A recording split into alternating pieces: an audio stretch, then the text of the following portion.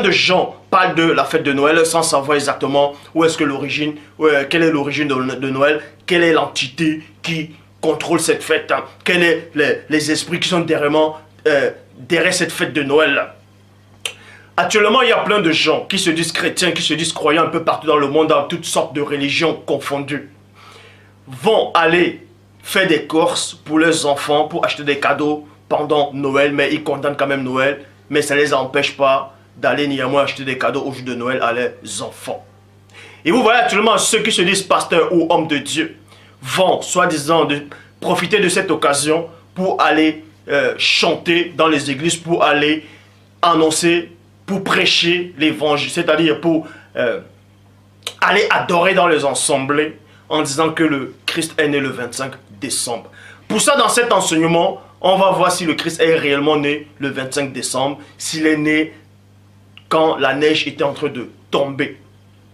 Parce qu'il y a des versets bibliques qui démontrent le contraire.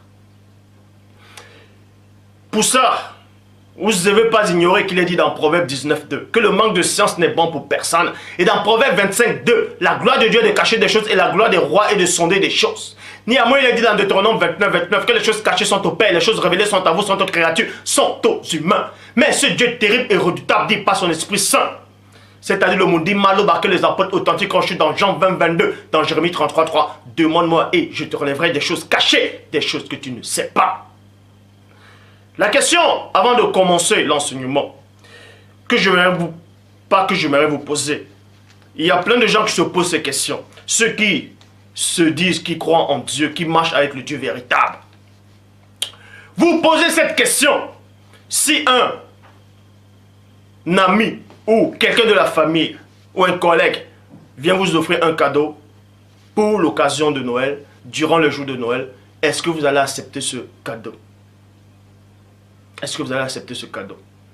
Quand vos enfants, ou vos neveux, ou vos nièces viennent vous dire, oh papa, ou tonton, maman, je veux ce cadeau, c'est au jour de Noël. Vous qui marchez avec Dieu, est-ce que vous allez acheter le cadeau au jour de Noël spécialement à cet enfant-là? Est-ce que vous participez aux œuvres de cette fête? Pour ça, on va entrer dans le cœur du message. Dieu va vous révéler les mystères même, la racine de cette fête. Pour ça, je vous exalte, on va commencer dans Luc chapitre 2 au verset 4. On va commencer par rapport à la naissance du Christ. Avant de parler de Noël, il faut d'abord comprendre comment Christ est né, c'est-à-dire la saison où il est né, la période, à quel endroit, à quelle circonstance, en quel moment. Pour ça, je vous exhorte tous de vérifier dans Luc chapitre 2 au verset 4.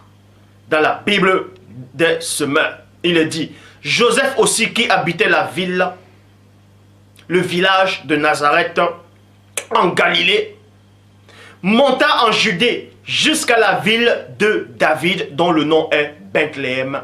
Bethléem qui signifie la maison des pains.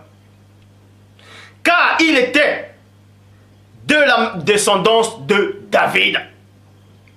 Verset 6. Bible du semeur. Or, durant leur séjour à Bethléem,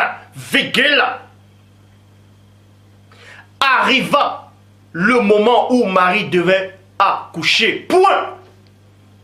Donc vous apprenez ici, parce que Dieu, il est dit dans Job 33, 14, que Dieu parle cependant tantôt d'une manière, tantôt d'une autre, et l'on y prend point de garde. Mais vous devez prendre garde ici. Pourquoi? Parce qu'il est dit dans Luc 2, verset 6, que Joseph et Marie séjournaient à Bethléem. Et c'est à cet instant-là, et c'est à cette époque-là, c'est à cet endroit-là que Marie voulait accoucher. La question que je vais vous poser, c'est de savoir, quand Marie et Joseph, selon Luc 2, verset 6, séjournaient à Bethléem, ils séjournaient où? Chez qui? Ils étaient dans une maison? Ou bien ils étaient dans la rue? En plein hiver, comme plein de gens pensent que Christ est né en hiver, en 25 décembre. Est-ce qu'ils étaient en hiver? Est-ce que Marie séjournait où à Bethléem? Dans une maison ou dans un hôtel? Point d'interrogation. Mais toujours est-il qu'il est dit dans le verset 7. Bible, parole de vie. Elle met au monde un fils, son premier enfant, point. Elle l'enveloppa dans une couverture et elle le couche dans une mangeoire. En effet, il n'y avait pas de place pour eux dans la salle où logent les gens de passage. Point. On vous dit ici, il y a déjà plusieurs révélations dans le verset 7. Le verset 7 de Luc 2, on vous dit, Marie a mis au monde son fils premier-né, qui est le Christ. Elle a enveloppé d'un drap, un simple drap. Est-ce que si cet enfant était né en hiver, aurait-il supporté la froideur de l'hiver dans un simple drap, dehors, dans une bergerie ou dans une mangeoire? On vous dit néanmoins, dans Luc 2, verset 6, qu'il séjournait à Bethléem. Mais il séjournait où à Bethléem? Si il séjournait dans une maison, pourquoi elle est sortie de cette maison pour aller essayer de trouver une bergerie, un hôtel pour accoucher? Pourquoi ne pouvait-elle pas avec son mari demeurer dans cet endroit où il séjournait à Bethléem?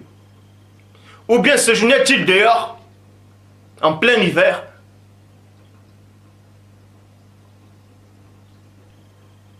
C'est la question que je veux vous poser. Avant de pouvoir parler de Noël, là, il faut comprendre les circonstances de la naissance du Sauveur. Dans quelle saison il est arrivé? Une mangeoire, c'est quoi? Auge dans laquelle mangent des animaux domestiques. On vous dit que le Christ, Marie, a accouché. Elle a accouché où? Dans d'autres versions, il est dit dans une bergerie. Et ceux qui vont acheter les cadeaux pour les enfants au jour de Noël, ceux qui regardent l'émission télévisée, ceux qui vont sur Yahoo Google, qui tapent 25 décembre, on vous montre la photo, on vous montre un dessin de soi-disant, de ce sauveur-là, soi-disant qui est né le 25 décembre, ce petit enfant, dans une crèche. On vous dessine un bœuf, un âne. Et on vous montre la neige qui tombe. Quand vous remarquez bien le dessin, on ne voit même pas comment l'enfant est bien couvert. Donc en plein hiver, Marie, sa maman, qui a l'instinct maternel, couvre juste un petit bébé qui vient de naître avec un simple drap en hiver, dans la froideur de l'hiver. Si pour vous, Christ est né le 25 décembre, faites attention.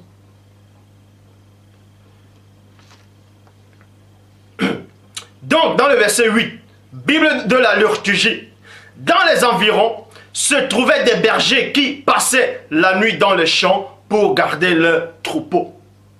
On vous dit dans cette contrée, dans cet endroit-là, dans les environs, il y avait des bergers qui vivaient dans les champs, dans d'autres versions, et qui, dans la nuit, gardaient les troupeaux. Est-ce qu'on garde les troupeaux dans la nuit en hiver, dehors? Parce qu'il n'y a aucune version qui dit que ces bergers-là avaient une maison dans les champs. On vous dit néanmoins qu'ils étaient dans les champs la nuit et ils gardaient les troupeaux. Dans les versions, ils nourrissaient les troupeaux par le truc de la veille. Les pailles, tout ça de la veille. Donc, nulle part il est dit ici qu'il faisait froid quand les bergers étaient dehors. Premièrement, on vous demande que les bergers ne pouvaient pas garder les troupeaux dehors en plein hiver. Ben, ce n'était pas en hiver. C'était une saison où il faisait chaud. Le soir, il faisait doux. Premièrement. Il y a des versions, il y a des passages bibliques qui le démontrent. Que Christ ne pouvait à aucun moment naître en hiver. Que ce soit même le 25 décembre. Pour ça, je vous exalte d'aller dans Esdras, le livre d'Esdras, Esdras, chapitre 10, au verset 9, Bible second 21. Tous les hommes de Juda et de Benjamin se rassemblaient donc à Jérusalem. Dans les 3 jours, point, c'était le 20e jour du 9e mois. Mais on va vous donner la révélation, c'est que d'après la Bible, d'après le calendrier biblique, en tout cas, à cette époque on a écrit cela, d'après la Bible, le calendrier biblique, pas le calendrier qu'on vient de modifier après les Romains. Bon, moi je parle du calendrier à cette époque, selon les saisons, selon les dates à cette époque.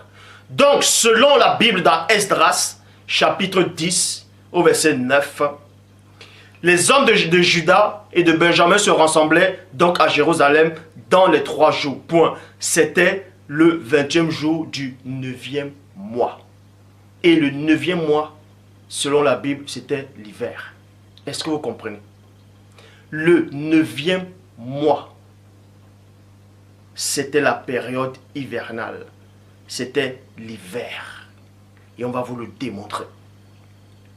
Tout le peuple s'installait sur la place de la maison de Dieu, virgule, trembla à la fois à cause de la situation et à raison de la pluie. Dans le 9e mois, il pleuvait.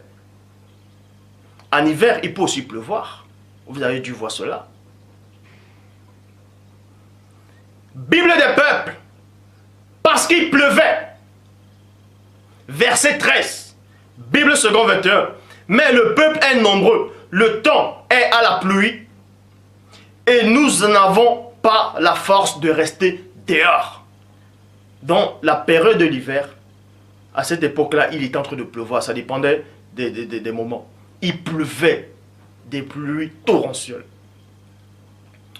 Et ils ne pouvaient pas rester dehors. De même que si les bergers, eux, ils avaient la force de rester dehors avec les brebis, avec les moutons, tout ça là, les troupeaux, c'est que c'était pas le 9e mois. C'est que c'était pas, oui, le 9e mois. Dans la traduction, Pirate Clamé Linné le dit, c'est le temps des pluies et il n'est pas possible de rester dehors. Jérémie, chapitre 32, au verset 22. Jérémie 36 plutôt. Jérémie, chapitre 36, au verset 22. Bible parole de vie, il dit, c'était le 9e mois, exactement comme dans Esdras 10 au verset 9. Dans Esdras, chapitre 10 au verset 9, le 9e mois, il pleuvait. Il était en train de pleuvoir fortement. Tandis que dans Jérémie, chapitre 36, au verset 22, Bible parole de vie, c'était le 9e mois de l'année. Et le roi occupait le logement construit pour la saison froide. Point. Dieu.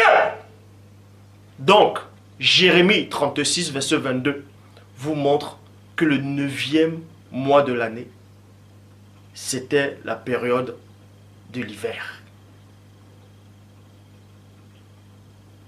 Je répète, Jérémie 36, verset 22, Bible parole de vie, c'était le 9e mois de l'année et le roi occupait le logement construit pour la saison froide. Point. Il se tenait devant un feu allumé. Il se tenait devant un feu allumé parce qu'il avait froid. Et de même que dans Esdras 10, 9, il ne pouvait pas rester dehors parce qu'il pleuvait. Toujours dans cette période hivernale. Pour vous dire que les bergers, quand ils étaient dans les champs, il ne faisait ni froid, il ne pleuvait pas. Puisque nulle part il est dit que les bergers s'abritaient devant un feu. On vous montre la période hivernale selon la Bible. Soit il pleut des fortes pluies, soit il fait froid. Mais c'est pas obligé qu'il neige.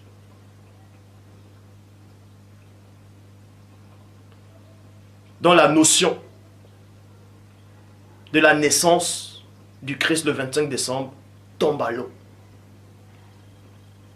Le Père se glorifie.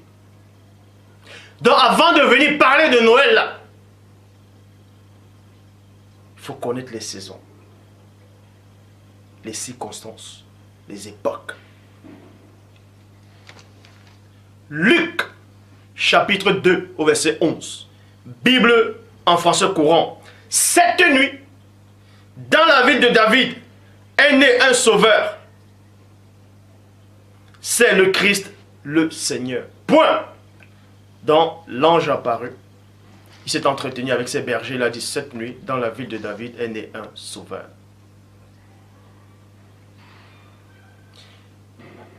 Le petit enfant qui est né, qu'on a mis dans une mangeoire, dans une crèche, tout ça, étable, avait un simple drap. Or, le roi, dans Jérémie 36, 22, le 9e mois, il était dans son logement, mais il avait froid. Mais le roi était bien couvert, mais il avait néanmoins froid. Mais cet enfant était juste couvert d'un petit drap, mais il était dehors, dans une crèche, dans une étable, dans une mangeoire. Et nulle part écrit qu'il y avait un feu qui le réchauffait. Donc pour vous montrer que Christ n'est pas né le 25 décembre, Christ n'est pas né en décembre, Christ n'est pas né en hiver. C'est la plume mensongère du scribe, Jérémie 8.8. Ça, le premier point a été réglé pour la naissance de Christ.